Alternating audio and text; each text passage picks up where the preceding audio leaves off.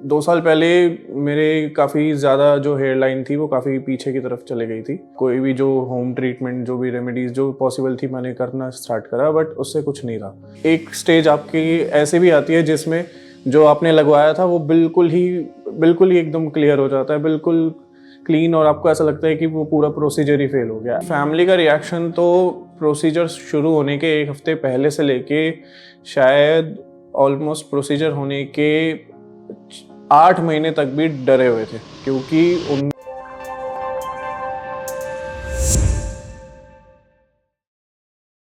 Hello, मेरा नाम कनिष्क देवनाथ है। मैं दिल्ली से ही बिलोंग करता हूँ और आज से 2 साल पहले मैंने अपना हेयर ट्रांसप्लांट करवाया था for my receding hair line. Panacea के बारे में मैंने काफ़ी रिसर्च करा था। तो 2 साल पहले मेरे काफ़ी ज़्यादा जो हेयर लाइन थी वो काफ़ी पीछे की तरफ चली गई थी। तो उसकी वजह से सबसे पहले मैंने देखे थे कि क्या अल्टरनेटिव है। सभी तरीके के ऑयल हो गया, कोई भी जो होम ट्रीटमेंट, जो भी रेमेडीज़ जो पॉसिबल थी मैंने करना स्टार्ट करा, बट उससे कुछ नहीं रहा। फिर जब देखा कि ट्रांसप्लांट एक ऑप्शन था, बट सर्जिकल ऑपरेशन से मुझे शुरुआत में काफ़ी था कि is it worth it, risky है, काफ़ी है, प्लस उसका कॉस्ट काफ़ी ज़्यादा था। But then I came across Panacea. Then वहाँ पे फिर मैंने कॉल करके कंसल्टेशन के लिए एक बार अपॉइंटमेंट ली। फिर मुझे यहाँ पे डॉक्टर्स ने सजेस्ट करा कि हाँ, जो मेरी हेयर लाइन है वो रिसीडेड है, और जो इसका अब जो एक फाइनल ट्रीटमेंट है वो सिर्फ हेयर ट्रांसप्लांट है। तो फिर मैंने कंसिडर करा कि ठीक है, करा के देखते हैं।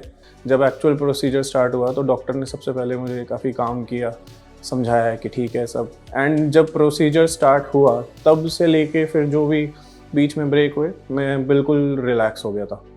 फिर मेरा प्रोसीजर ऑलमोस्ट 2 दिन मुझे लगे मेरे प्रोसीजर में। तो लेकिन जैसे जैसे आप प्रोसीजर के प्रोसेस की जर्नी में आप रहते हो, वैसे वैसे आपका थोड़ा थोड़ा पेशेंस भी टेस्ट होता है, क्योंकि एक स्टेज आपकी ऐसे भी आती है जिसमें जो आपने लगवाया था वो बिल्कुल ही एकदम क्लियर हो जाता है, बिल्कुल क्लीन, और आपको ऐसा लगता है कि वो पूरा प्रोसीजर ही फेल हो गया। एंड उस टाइम पे मैं सबसे ज़्यादा पैनिक कर गया था। मुझे डॉक्टर्स ने फिर से बिठाया, समझाया कि इस सब में टाइम लगता है, ये एक फेज़ है। तो 1 साल बाद जाके फिर मेरा जो ग्रोथ थी वो काफ़ी सेटिस्फैक्टरी ग्रोथ थी। एंड 2 साल बाद आज मैं ऐसा देख रहा हूँ, मेरी कोई हेयर लाइन में भी कोई प्रॉब्लम नहीं है, ना किसी तरीके का मुझे कोई प्रोलॉन्ग मेडिकेशन लेना पड़ा या कुछ। ट्रांसप्लांट के प्रोसीजर के टाइम पे शुरुआत में उन्होंने मुझे कहा था कि जब एनेस्थेटिक इंजेक्शंस वगैरह लगाए जाएंगे तो नॉट एग्जैक्टली पेन, बट ऐसा पिंच जैसा फील होता है स्टार्टिंग में। As far as I remember शायद 2 वीक्स तक था जो मेडिकेशंस वगैरह मुझे प्रिस्क्राइब की गई थी। तो 2 वीक्स तक मैंने मेडिकेशंस ली थी, एंड उसके बाद मुझे मिनॉक्सिडिल का सोल्यूशन एंड फिनेस्ट्राइड की टैबलेट्स बोली गई थी, उन्हें मैंने कंटिन्यू करा था फॉर ऑलमोस्ट। जब भी मैंने कम्युनिकेट करा है कि मुझे अपॉइंटमेंट चाहिए, मुझे हमेशा मिला है अपॉइंटमेंट, कभी कम्युनिकेशन इश्यूज नहीं रहे। मैंने स्टार्ट किया था हेयर ट्रांसप्लांट के बारे में रिसर्च करने का, एंड फिर मैं जैसे जैसे मैंने अपनी रिसर्च आगे बढ़ाई, मैंने यूट्यूब पे देखना शुरू करा था। फिर यूट्यूब पे, Facebook and other social medias, Reddit पे ऑनलाइन मैंने सर्च करे थे। तो फिर वहाँ पे कई बार पैनेशिया का नाम आ रहा था। इनकी वेबसाइट पे मैंने विज़िट करा था, एंड उनकी वेबसाइट पे सब कुछ क्लियरली सब कुछ लिखा हुआ था। फिर मैंने एक बार डिसाइड करा कि I think I should at least get some consultation है।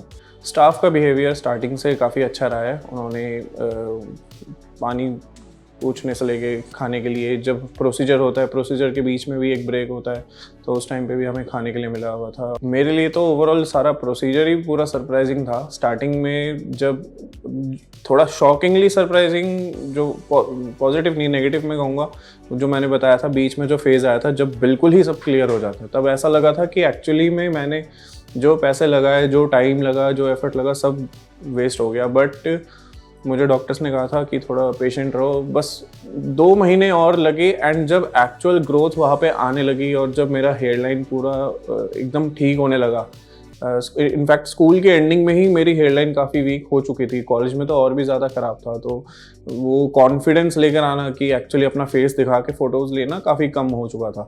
ज़्यादातर फ़ोटोज़ जहाँ पे मैं कैप पहन सकूँ, मैं कोशिश करता था कि मैं हर जगह ये कैप पहन के ही जाऊँ। बट फिर जब हेयर ट्रांसप्लांट हुआ और जब वो हेयर लाइन मेरी सारी रिकवर हो गई, तो उस पॉइंट के बाद फिर खुद से मन करने लग गया था कि हाँ चलो आ जाओ फ़ोटो खींचते, कहीं जा रहा तो मैं खुद दोस्तों से कहता था, और मतलब कॉन्फिडेंस में बहुत ज़्यादा डिफरेंस आ गया था।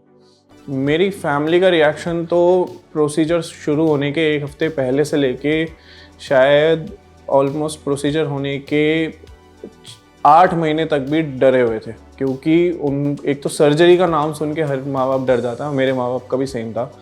साल के एंड तक आते आते माँ बाप भी मेरे बहुत खुश थे कि उन्होंने भी देखा कि हाँ एक्चुअली डिफरेंस दिखने लग गया था। जब प्रोसीजर हुआ था उसके शुरुआत के 2-4 महीने जो केयर करने के लिए बोला गया था, वो सारी चीज़ें छोड़कर अगर मैं उसके बाद की बात कहूँ तो नहीं, किसी भी तरीके का मैंने कोई स्पेशल ट्रीटमेंट, किसी भी तरीके का मेडिकेशन या केयर करने की नीड नहीं पड़ी। ट्रांसप्लांट के बाद भी कभी मतलब किसी तरीके का साइड इफ़ेक्ट कभी फील नहीं हुआ। मैंने ऑनलाइन देखा था कि कुछ लोग कहते थे कि सर दर्द वगैरह कुछ होता है, ये होता है, बट नहीं, मेरा डे 1 से जब तो मेरा प्रोसीजर हुआ उस दिन से भी मुझे कभी किसी भी तरीके का ऐसा अजीब नहीं हुआ, फील नहीं हुआ। मैंने इससे पहले 2 सेपरेट क्लिनिक्स में मैंने विज़िट करा था। वहाँ पे I don't know why but वहाँ पे थोड़ा मुझे कॉन्फिडेंस लो फील हो रहा था। आप अपना टाइम दीजिए, शुरुआत में भी रिसर्च कीजिए, रिसर्च करने के बाद अपनी केयर जो भी डॉक्टर बोले उनको बिल्कुल बिना किसी डाउट के, अगर डाउट है तो डॉक्टर से पूछिए। आपको इचिंग प्रॉब्लम हो रही है, आपको ब्लीड हो रहा है, कुछ भी हो रहा है, आपको अगर वो डॉक्टर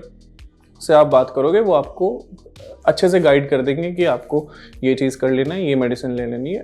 मेरे 2500 ग्राफ्ट इम्प्लांट हुए थे, मेरे इस रीजन में आए थे ग्राफ्ट, यहाँ से लेके यहाँ तक। और मेरी हेयर लाइन ऐसी थी। इससे पहले मेरी हेयर लाइन पीछे की तरफ जा रही थी ऐसे, और अब मैं ऐसा।